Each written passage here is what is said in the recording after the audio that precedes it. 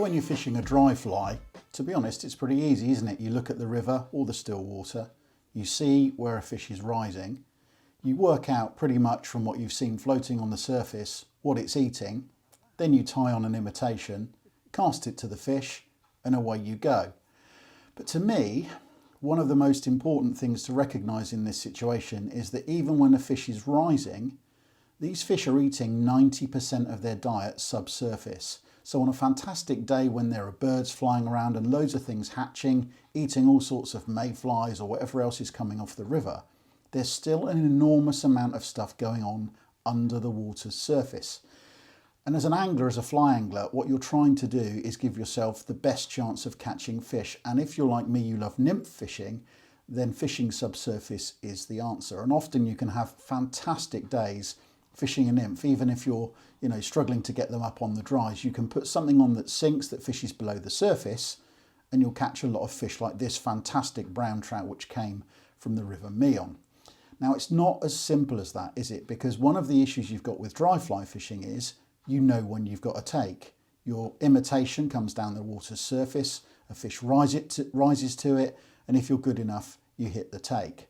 But when you're nymph fishing, how do you know that a fish has swallowed your imitation?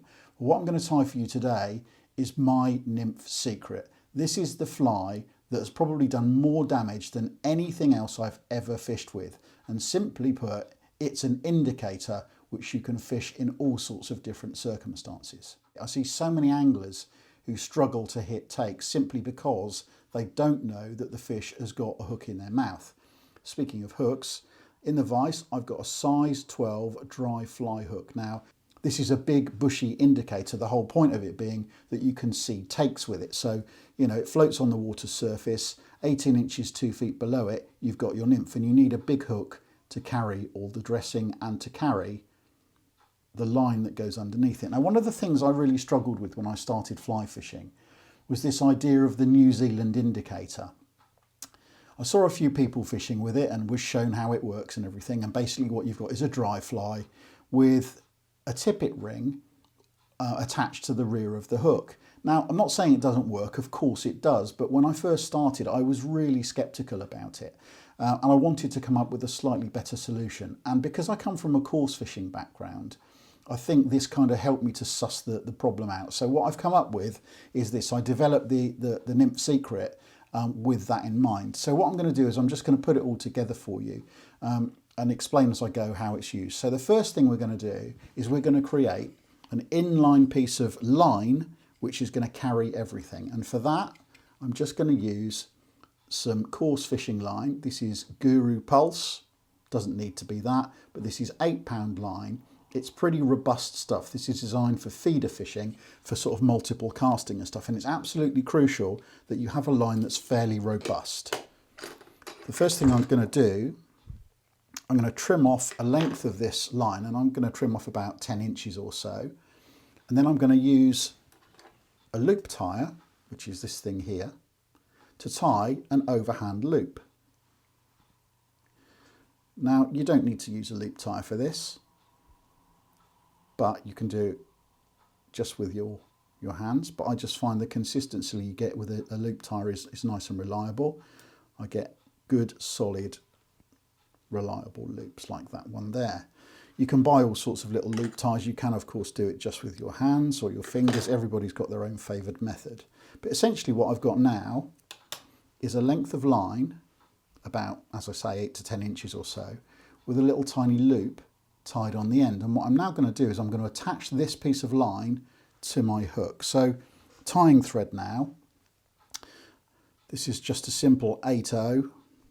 I'm using olive, just tighten my voice up a bit actually. I'm just using an olive tying thread.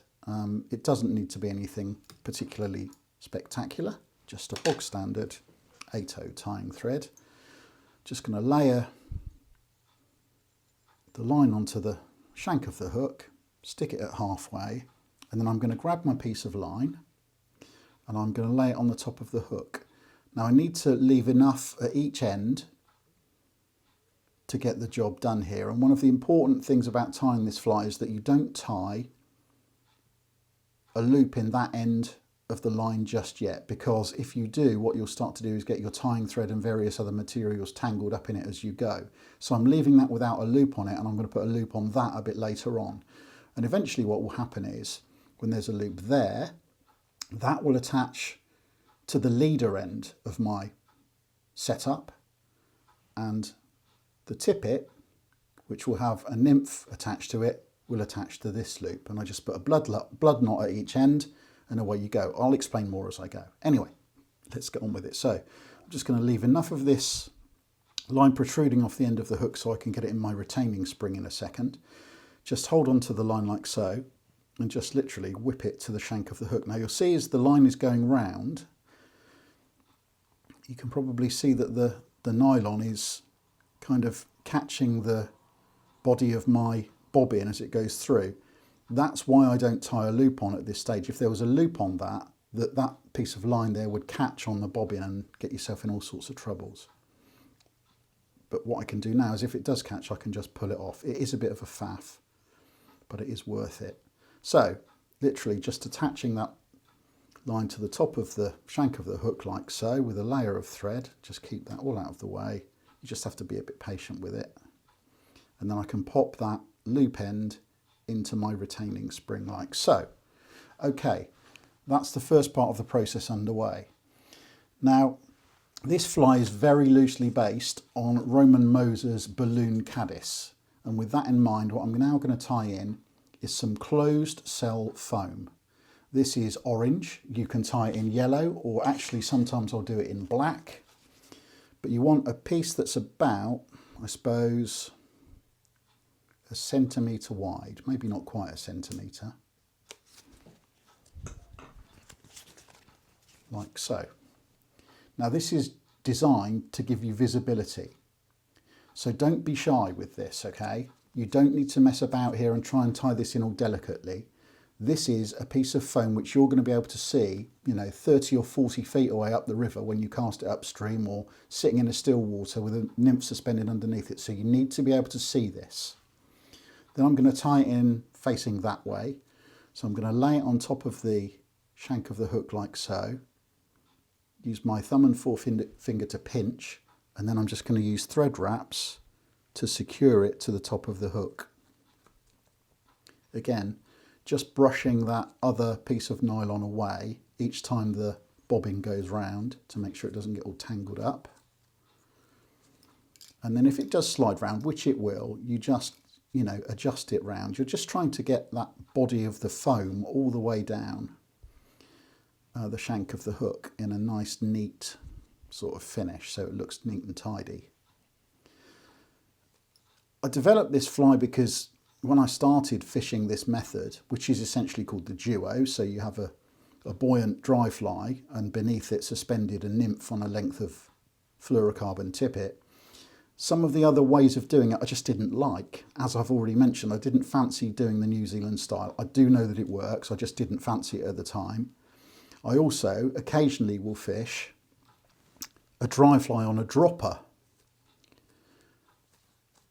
and the nymph suspended on the sort of the point fly, if you like. But again, one of the issues with that is that you've got then quite a big hinge, almost like a paternoster, if you like, with the dry fly on it and the nymph suspended below. Whereas with this method, with the loops at each end attached directly to your leader and your tippet, this is really direct. So often you'll see the most delicate of takes very, very quickly. And that's why I like this method. It's very, very positive. Okay, you can see there I've kind of created a foam body which adds to the buoyancy of the fly. Now what I'm going to do, just for stabilisation purposes, I'm going to tie in some deer hair. So I'm just going to clip off a good pinch of deer hair, like so.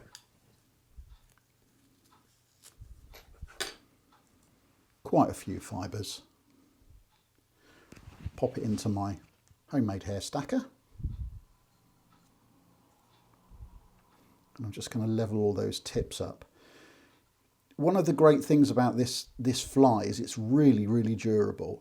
And it is one of those that, you can kind of tie it on and fish it all day, really. you won't need to change. I mean, if you get this right, it really is very effective, and you'll see the reason that, you know, I'm such a big fan of it when you have a go with it. Just leveled those tips up of that deer hair. And I'm just going to lay those on top, just protruding off of the back of the foam like so. As I say, the reason for this is stability. So this keeps it sitting nice and neat on the surface. I'm not going to pull down too hard with my deer hair. So a couple of fairly loose open wraps to begin with.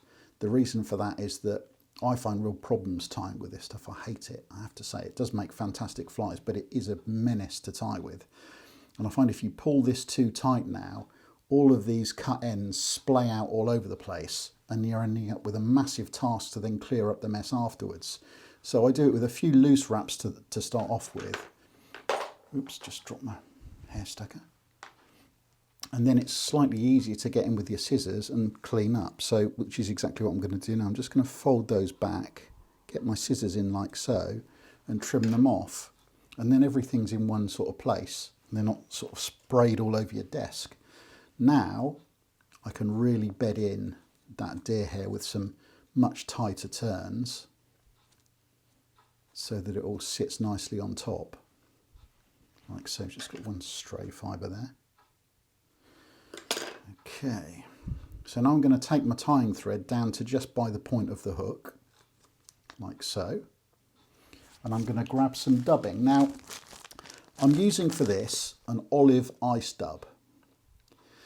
I've actually played with a few different colours. I don't actually think it matters a huge amount. And the reason I'm using this stuff, this is obviously not a natural dubbing, this is synthetic, it's plasticky, it's like loads of tinsel. It's got a little bit of bling in it, it's got a little bit of UV in it, but crucially it's really hard wearing. So, you know, you could tie a nice hare's ear or something like that if you wanted to, or I don't know, even some rabbit fur, or I don't know, anything you like that's a natural dubbing. But to be honest, I find this is harder wearing.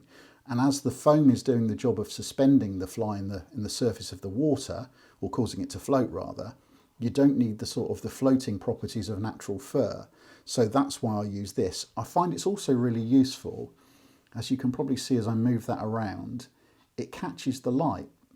Now that's really, really important here, because I'm absolutely convinced sometimes when I'm fishing this method that the fish will see a bit of bling, you know, the light catching on this stuff with the UV picking up the sunlight or something.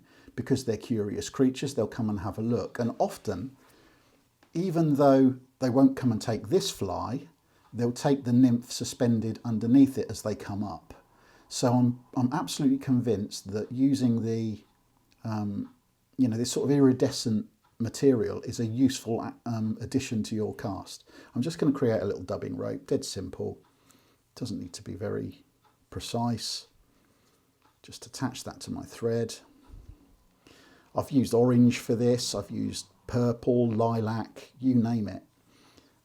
I don't think it matters the colour so much, I just think it's useful to have that kind of effect of shine and UV. Okay, so I'm just going to dub that on around the deer hair. Again, it's quite a kind of a fat body on this fly, which again I think helps it to sit in the surface layers. That's a little bit too much, to be honest, but you get the general idea. Just going to pull some of that dubbing out actually. That'll do us. Couple of turns there, and then when you've dubbed that on, I'm just going to move the thread back down towards the tail end of the fly for the last couple of bits of the process. Now all I'm going to do is I'm going to take my foam and fold it back over the top, and then I'm going to use my tying thread to catch it in. Important with this closed cell foam that you don't pull down too tight here, because what will happen is the thread will cut through the foam and then you'll have to start all over again. But I'm just going to do half a dozen thread wraps to create that sort of balloon effect here. And then using my whip finish tool, I'm going to do my whip finish there, not at the eye as you would normally do it, but actually on the back of that hump. So when you do this, you'll notice that the spare bit of line catches. Again, that's one of the reasons you don't tie the loop in. So you can just pull it easily out with your other spare fingers, just to make sure you get your whip finish nice and secure. Again, you want to tie this fly like you mean it, you know, make sure that you don't cut any corners with whip finishes and things, because it may be that you'll need this fly all day, and when you start to get takes, you'll realise why I love it so much. Okay, so trim off my thread. Then I'm going to trim away the waste piece of the foam. That will go to make the next one. And where I'm looking to cut this is kind of level with the back of the bend of the hook, like so. It's quite a big back, isn't it? You can see how kind of big and visible that will be. Now the last part of the process is to tie another loop in that tag end of line. So with this end here, and again, I'm going to use my loop tie for that. Just pass it through. This is a clever little gadget, this. It's called a get knotted. It's actually for carp fishing, for tying hair rigs. And it just produces these lovely little neat and tidy and very strong loops. I mean, as I mentioned, that mono that I'm using to create these flies is £8, so you know it's pretty robust stuff. I just always make sure with the tag ends I trim them quite short, because what I don't want is my tailing line to catch the knot as it goes through, because sometimes with my casting I have a horrible little tailing loop. Okay, so there you have it. That is my Nymph Secret, a fantastic indicator fly which you can tie on. Now, one of the best bits of this, one of the most attractive features, is that you're going to fish this on the same rod with the same setup, same fly line, actually mostly the same leader that you would fish a dry fly on. So imagine you turn up to the river at kind of, I don't know, lunchtime maybe, before everything started rising. You still want to fish, you still want to catch a few. You fancy they're taking nymphs, so you set your rod up, nice 9 foot for a 3-weight, something like that, and you tie this on with a nice little nymph about, I suppose, 18 inches, 2 feet underneath, prospecting in the shallows. The fish come up and smash the nymph. Every time they take it, this goes under, you strike, fish on, happy days. But then the day progresses and things start rising. All you need to do is whip this off, tie on your normal tippet for dry fly fishing, so let's say 2 or 3 feet of 2.5 pound, 3 pound line. Your lovely dry fly goes on the end, and away you go, prospecting the rises. So what you've got is one rod that does 2 different methods. It really is a fantastic way of fishing. I do urge you to give it a go. Don't be too worried about what colour dubbing you put underneath it, but that does work. And just in case anybody is wondering, yes, I have had an awful lot of fish come up and take the indicator. You know, it just happens. They see the shadow of this thing. I'm not sure they know what it is, to be honest, but they take it out of curiosity. I've had some absolute monsters on this. So it does actually catch fish itself. And as I said to you before, it's just a little bit more positive than fishing something like a big dry fly on a dropper. So there we are. Have a go at tying it. Hope it all makes sense. If you do get to tie it and stick it on, I hope it gets 1 or 2 fish pulling this fantastic indicator under. And the nymph that I'd recommend, probably to start off with fishing under this, is something like my quilled nymph. This will carry, believe it or not, about 5mm of tungsten, which sounds like a lot for a dry fly, doesn't it? But it will carry an awful lot of weight, which is fantastic. So there we are. Thanks ever so much for watching. Give the YouTube channel a subscribe in passing if you wouldn't mind. And let's get out there and catch a few fish. Fantastic stuff.